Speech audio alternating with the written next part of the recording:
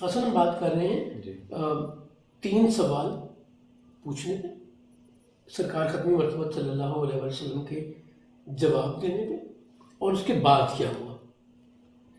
اب once again issue ہوئی ہے، سرکار کا دین پھیل رہا ہے، وہ کچھ نہیں بگاڑ پا رہے، سختیاں بھی کر لی، ظلم بھی کر لیے.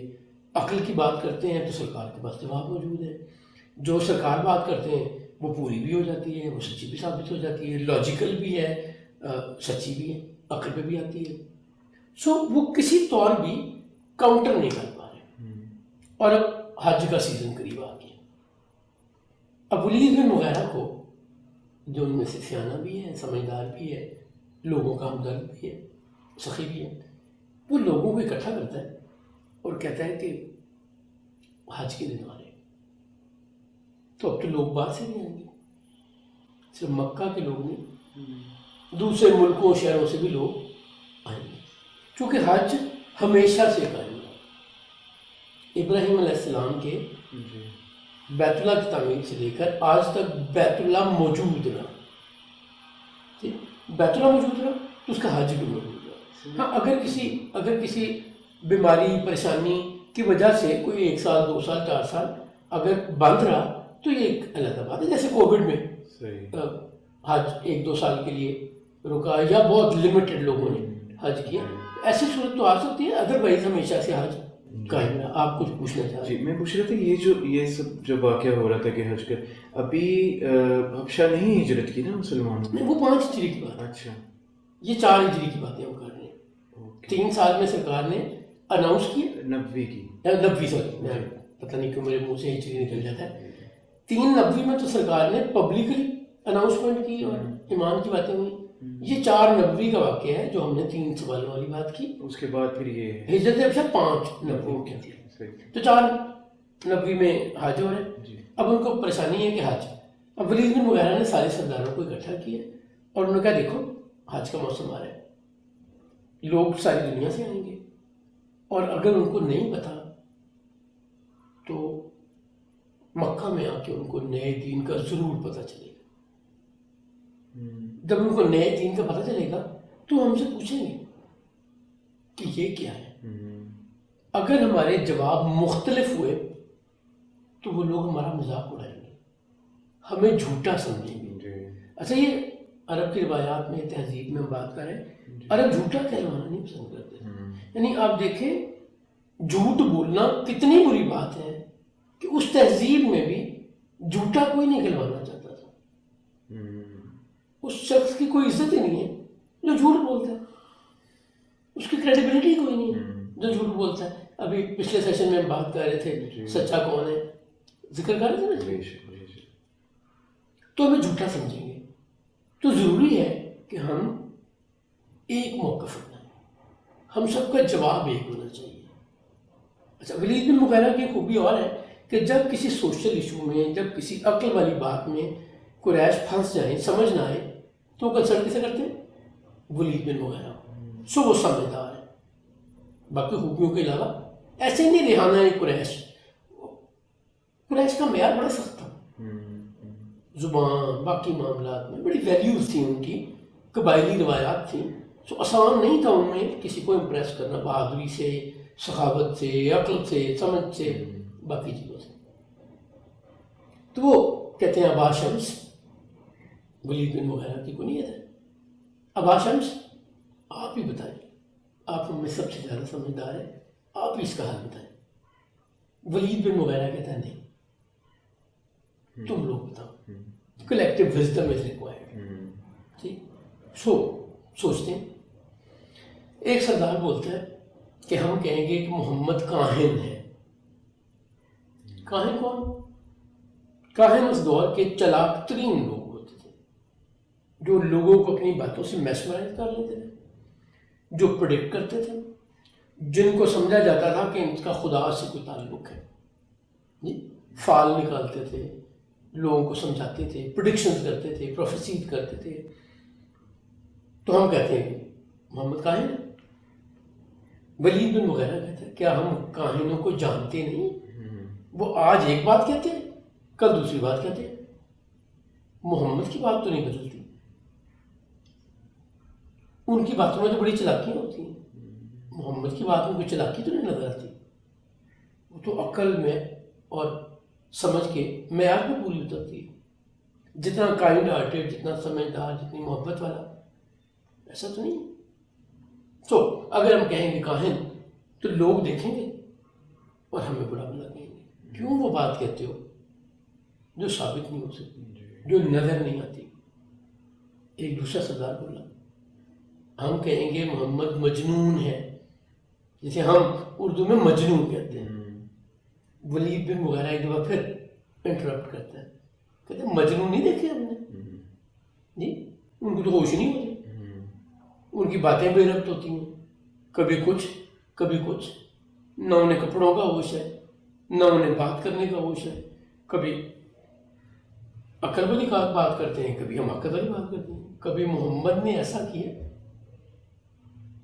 کبھی اس کے لباس کو تم لوگوں نے گندا دیکھا۔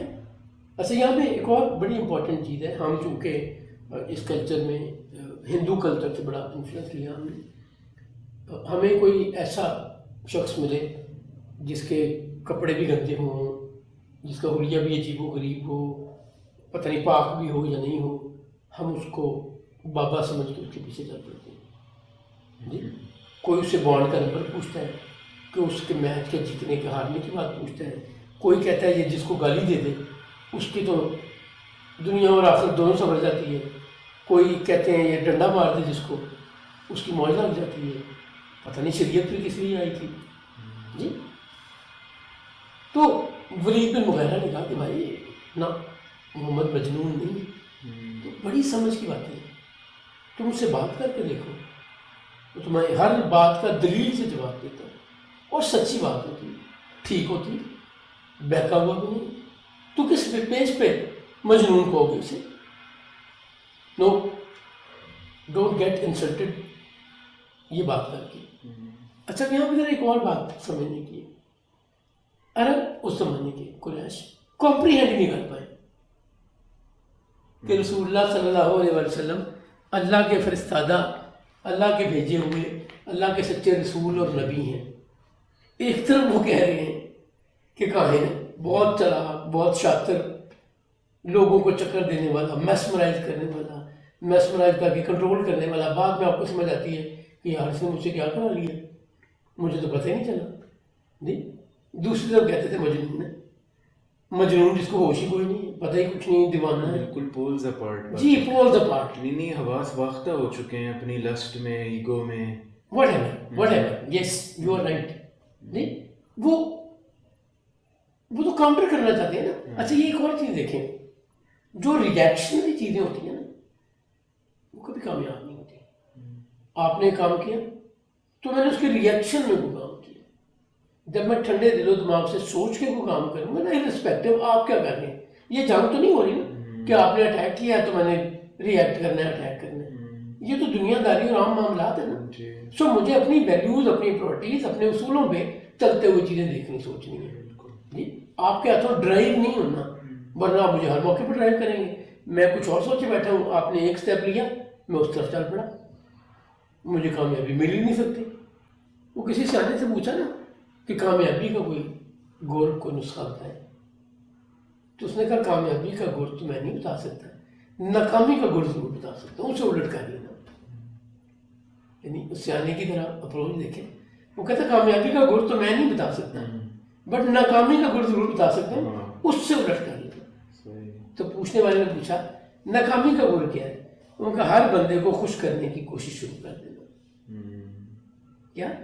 ہر بندے کو خوش کرنے کی کوشش۔ وہ ایک محاورہ بڑا اسکول کے زمانے میں آپ نے پڑھا ہوگا، ایک باپ بیٹا تھا اور ان کے ساتھ ایک خچر تھا یا گھوڑا تھا، باپ نے اوپر بیٹھ گیا اور بیٹے نے باغ پکڑ لی اس کی۔ لوگوں نے کہا دیکھو یار کیسا ظالم باپ ہے، بیٹا پیدل چل رہا ہے اور خود سوار ہے۔ بات سن کے باپ اترا اور بیٹی کو اٹھا دیا، چلنے لگے، آگے گئے تو کہا دیکھو یار کیسا بدبخت بیٹا ہے، باپ چل رہا ہے پیدل، خود اوپر بیٹھے ہوئے، اللہ ایسے بیٹے کسی کو نہ دے۔ دونوں طرح پیدل چلنا شروع ہو گئے، کچھ آگے گئے تو لوگوں نے کہا دیکھو یار کیسے بیوقوف لوگ ہیں، گھوڑا موجود ہے اور دونوں پیدل چل رہے ہیں، کوئی عقل والی بات ہے اس میں؟ پھر آگے گئے، اب دونوں اوپر بیٹھ گئے، تھوڑا سا آگے وہ دیکھو یار ایک جانور پہ کتنا ظلم کر رہے ہیں، وہ ایک سواری کو اٹھانے کی طاقت رکھتا ہے، یہ دونوں اوپر ہے، کسی حال میں راضی نہیں ہے. اس کے بعد اور انہوں نے گھوڑا اٹھا لیا مل کے اور چلنا شروع ہو گیا. اگلی جگہ گئے تو کہ دیکھو یار کیسے پاگل ہے، بجائے گھوڑے کی سواری کرنے کے انہوں نے گھوڑے کو اٹھایا ہوا ہے، کوئی عقل نام کی چیز ان میں ہے. اب اس شکایت میں سمجھایا کیا جا رہا ہے کہ آپ سب کو راضی نہیں کر سکتے. یہی بات اس نا جو میں ذکر کر رہا ہوں، جس سیانے سے پوچھا کہ کامیابی کا گول کیا ہے، تو وہ ناکامی کا گول بتا رہے، ناکامی کا گول ہے. اب ان کو یہ سمجھ نہیں آ رہی تھی، چونکہ وہ بجائے اس کو ٹھنڈے دل و دماغ سے اینالائز کرنے کے وہ اس کی مخالفت کر رہے تھے، اور مخالفت برائے مخالفت تھی. جب اکیلے میں بیٹھتے تھے تو سوچتے تھے بات تو بڑی عقل کی ہے. اور پھر وہ ہم نے تو ایک سیشن پہلے بات کی عثمان بن طلحہ کی، کلید بردار کعبہ، وہ کیا کہتے ہیں اس واقعے میں، اس کا ہم نے ذکر کیا کہ محمد جو کہتے ہیں ان کی باتیں پوری ہو جاتی ہیں. یہ ایک واقعہ ہے. دوسرے ابو لہب کو جب سورہ لہب سنائی سرکار نے، اور اتیبہ کے کیس میں سرکار نے کہا کہ اللہ کریم اپنے کتوں میں سے کتا اس پر مسلط کر دے، تو ابو لہب کو یہ تو یقین تھا کہ اب میرا بیٹا بچتا نہیں ہے، چونکہ محمد نے کہا ہے اور اس کی کہی ہوئی بات پوری ہو رہی ہے. سو یہ ان کو سمجھ تھی، مکہ میں رہنے والوں کو یہ بڑی کلیئرلی سمجھ تھی کہ جو بات سرکار ختمی مرتبہ صلی اللہ علیہ وسلم فرماتے ہیں وہ پوری بھی ہو جاتی ہے. ٹھیک ہے، لیکن وہ اپنی قبائلی عصبیت میں، وہ اپنے بڑے پن میں ایک الزام یہ لگاتے تھے کہ نبوت بنی ہاشم میں آ گئی، ہم نہیں تھے، ہم اتنے بڑے سردار، ہم اتنی خوبیوں کے مالک، اتنی دولت، اتنی اولاد اور جائیداد، ہمیں کیوں نہیں نبوت مل گئی. یعنی وہ بجائے نبوت کو پہچاننے اور ماننے کے وہ برابر کھڑے ہو رہے تھے. اور نبوت کسی کی مرضی سے نہیں ملتی، نبوت عبادت سے نہیں ملتی. یہ جو ہم جھوٹے نبیوں کی بات کرتے رہتے ہیں، اس میں جو ریسنٹلی جس نے ہندوستان میں اعلان کیا جھوٹے نبی ہونے کا، مرزا غلام احمد قادیانی، وہ اس نے ترقی کی. پہلے کہا میں بڑا نیک آدمی ہوں، اللہ کا ولی ہوں، پھر اس نے کہا میں کتب ہوں، پھر اس نے کہا میں مجدد ہوں، پھر اس نے کہا میں ڈپٹی نبی ہوں، پھر اس نے کہا میں نبی ہوں. نبوت نہ تو علم سے ملتی ہے نہ عبادت سے ملتی ہے، یہ اللہ کی عطا ہے اور اس نے چنے ہوئے ہیں، کسی کی مرضی سے نہیں ملتی. سو جو جھوٹا ہے اس نے کوئی اسٹیپ تو لینا ہے، کوئی ڈائریکشن تو لینی ہے. واصف صاحب کا ایک جملہ بھی ہے اس حوالے سے کہ اگر تمہیں نبوت کا سارا علم بھی تم جان جاؤ تب بھی نبوت کے منصب کو نہیں پہنچی. نبوت کا علم نا، نبوت اللہ نے، تب بھی وہ اللہ مجھ پہ مہربانی کرے کہ مجھے پہچان ہو جائے نبوت کی اور میں سمجھ جاؤں، یہ تو علم آ سکتا ہے، نبوت نہیں سر، وہ مالک ہے. سو ختمی مرتبہ صلی اللہ علیہ وسلم پر اللہ نے نبوت ختم کر دی. اس کا احسان ہے کہ اب ہمیں دین بھی مکمل مل گیا اور ختم نبوت بھی مل گئی. آج کے لیے اتنا ہی. اسی گفتگو کو جو حج کے موسم میں قریش کی پریشانی ہے اس کا سلوشن انہوں نے کیا نکالا، اس پہ ہم بات جاری رکھیں گے. اللہ کریم ہمیں ہدایت پر رکھے اور ایمان پر زندگی، ایمان پر موت نصیب فرمائے. اللہم صلی علی سیدنا و مولانا محمد نبی الامی وعلی آلہ وصحبہ وبارک وسلم.